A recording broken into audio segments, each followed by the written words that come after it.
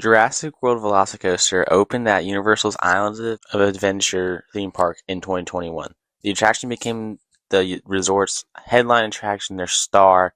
It was so popular and everybody loved it. The roller coaster was manufactured by Intamin Amusement Rides, a Swiss manufacturer out of Liechtenstein. And this really was the roller coaster that kind of changed Universal. They had just built Hagrid's a couple years prior and opened that one, and it was a smash hit. But that wasn't really as thrilling as Velocicoaster was, because Hagrid's is more geared towards families, right? Hagrid's is phenomenal. It's very popular. The most popular ride at the park, almost at Universal. Now that Epic is open, it's kind of out of the ministry right now. But Hagrid's consistently pulls 90 minutes lines every single day, even out of season. Like, you could go in the middle of the winter. Hagrid still has an hour-long wait. But what they're able to do with Velocicoaster is theme it up and have this extreme roller coaster that is driven by its thrills, yes, but it's also driven by the story, right? You're going into the paddock and the Raptors are chasing you and you're trying to see them and all this cool stuff, but then you got to get away. And that's kind of where the ride takes off and the second half goes over the top hat and out over the pathways. It's just a really cool concept, and Universal absolutely nailed it. And so they saw that and they were like, "Whoa, we just crushed that." And that led to Stardust Racers being built at Epic. It led to Fast and Furious Hollywood Drift coming, and just so much more. It showed them that they could build high intensity thrilling attractions and theme them, and people will come. So this is going to be my full in-depth review of the attraction. I'm going to break down the layout real quick and give my thoughts on the ride. I personally love Velocicoaster. As of right now, it is my number one roller coaster in my rankings. So yeah, this thing is no joke. Like, Jurassic World Velocicoaster is a bucket list roller coaster that if you're in Florida and you don't do it, you're making a big mistake, because everyone should experience this attraction. It's so good. I don't really know how else to put it. Like, it's phenomenal. And so, with that being said, we're going to get started and breaking down the layout. So, when you're starting the ride, you pull out of the station and take a left-hand turn to the launch track.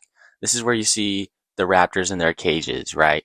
Obviously it's a screen, but there's the Raptors on either side of you. You can hear Owen Grady's voice yelling at all of us, making us feel dumb for riding the roller coaster, because that's kind of like what his whole character is supposed to be doing in this.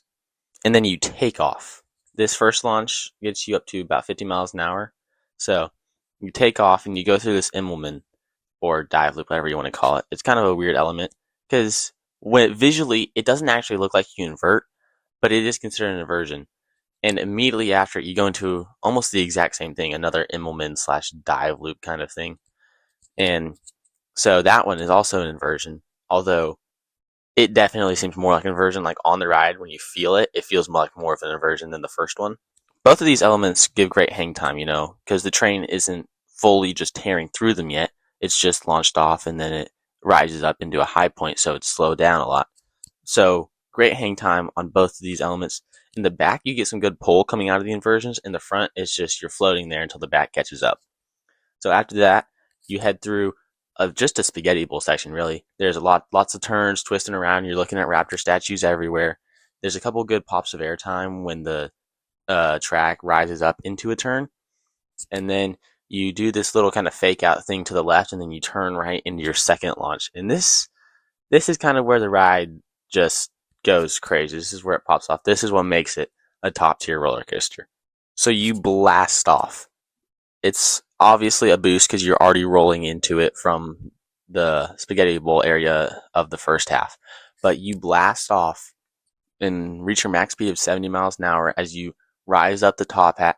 Great ejector airtime in the front row going over this top hat. And then good yank over the drop if you're in the back. So that's why they say ride the front and the back, because it's a different experience. So after you rise up the top hat, you kind of stall out at the top. Obviously, you make it over almost every time. I have seen videos of rollbacks, but that obviously doesn't happen very often. So you'll rise over the top hat and you dive down it. It's not a full 90-degree drop off the top hat, but it doesn't really need to be, since you already got the speed going over. It feels great. Like, you get yanked over it, you float out of your seat. Like, it's a great drop. And immediately after the drop, you head into the ride's third inversion, which is a 0G stall. Right over the pathway, too. It just takes you right over the pathway. It's a great photo opportunity. People love to take photos of this part, video it. It's very just photogenic in general, and it's right over the pathway, so everyone can see it very easily. You definitely get good hang time going through the stall, although it is kind of short, so it doesn't last very long. The hang time, a good element, but I've seen stalls that are better, like Bakunawa. That stall's gonna be insane because you're hanging up there for 10 straight seconds or whatever. So yeah, moving on directly after the stall, you head into a right hand turn and you rise up over the pathway again into a wave turn. And this wave turn is like, people don't like look at it and be like, oh, that's gonna be a great part, but it is. That's just because Velocicoaster is great. It kind of like, I guess, is almost acts like an outer bank. So you rise up into the wave turn and you pull back towards the wrong direction of where you're banked. So you're turning to the right and then it pulls you a little bit to the left as it turned right. It's weird. It's hard to describe, but it's super good. You know, it gives you airtime out of your seat, and it's a good filler element too. So after the wave turn, you go into the fake out. You rise up into this fake out thing where it throws you over to the left hand side of the track or the spine, and then it flips you back in as you turn right again. This is also a fantastic element because it gives you more airtime, right? It's also a lot of laterals, so side to side movement because of the way it's throwing you to one side and then back to the other. So that's very cool. And then it's the star moment, right? This is the part that everyone sees and is like, whoa, that's crazy. It's the Mosasaurus roll. You go through this little speed hill. Doesn't really give any great airtime. I mean, it's literally what it sounds like. It's a speed hill. Gives you a little boost of speed right before you go through. And then you whip through this Mosasaurus roll. Technically, it's a heartline roll, a barrel roll, whatever you want to call it. It's called the Mosasaurus roll because it's over the lake and that's where the Mosasaurus lives. So, this is the star element of Velocicoaster. This is the part everyone talks about. And this is the single best moment of any roller coaster I've ever been on. The I don't even know how to describe it. Like the way you rotate through this inversion, it gives you airtime. It whips you through it laterally, and it just delivers so much forces in ways that you wouldn't expect. So the Mosasaurus roll is incredible, and it's kind of crazy because after the Mosasaurus roll, you're not quite done yet. You take a right hand turn that's like a rising turn, and then a left hand turn, same kind of deal, like a right turn hill and a left turn hill into the brakes, and both of those give you airtime. So yeah, maybe it's not a star finish, but it's like a double up but turning, and a little bit of airtime there. So that's pretty cool. Something crazy that's also very unique and cool about this ride is they did not have a lot of land to fit it in when they were building it. Obviously, COVID helped. The one thing that COVID helped with was this project because the parks weren't open, so they were able to work on it round clock, round year without worrying about getting in the way of guests or causing issues there. And yet, with all the space limitations, they still managed to fit in 4,000 feet of track. It's almost 4,100. It's 4,093 feet of track, which is just nuts. Like, that's so cool that they were able to do that in the limited amount of space they had and still get it up to 155 feet and 70 miles an hour. Like, are you kidding me? That's just, the creativity on this ride was off the charts. And I think that's probably why a lot of people love it so much because it's not hard to tell that there was so much thought, so much care put into this ride. You can't help but love it because you just look at it, you just ride it, and you're like, this was built with so much care, so much intention that I can't help but love it. The queue is also amazing. I didn't really talk about that beforehand, but the queue is great. Like there's raptors everywhere. There's screens explaining about the raptors.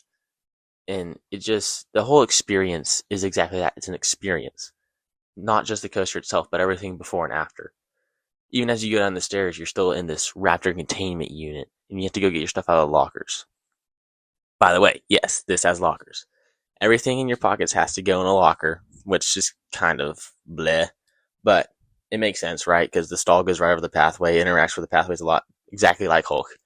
There's so much pathway interaction, they can't just let you have a phone in your pocket that could fly out and hit someone. That's just a lawsuit waiting to happen, and they would, nobody likes lawsuits. That's just no fun at all.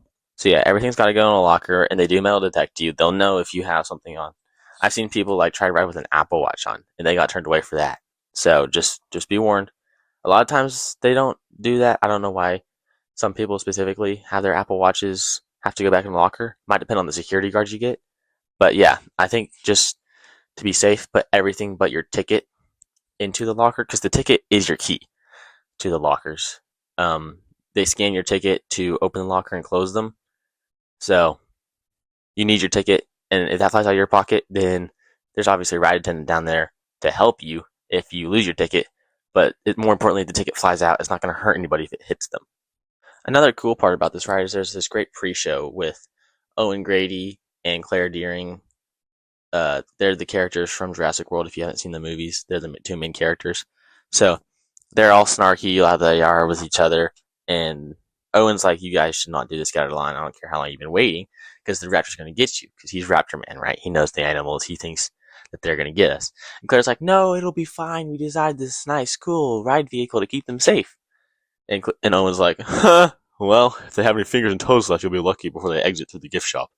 So it's just a funny scene.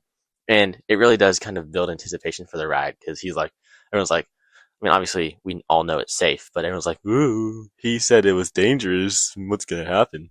So that's kind of cool. Just a good storytelling technique right there to build anticipation by saying, "You probably shouldn't ride this." You know, that was cool to me. So yeah, as far as a final score goes for Velocicoaster, it's an 11 out of 10, actually, because this thing is goes beyond. It's a fantastic roller coaster. The roller coaster without the theming would be at a 10 out of 10, but it has a theming. So yeah, 11 out of 10 for Velocicoaster. This thing is fantastic. I love it. And yeah, so if you guys ever need any travel agent needs, contact Eagle Wings Travels. They'll get you covered there. And remember that Jesus loves you guys. Thank you for watching. I'll catch y'all next time.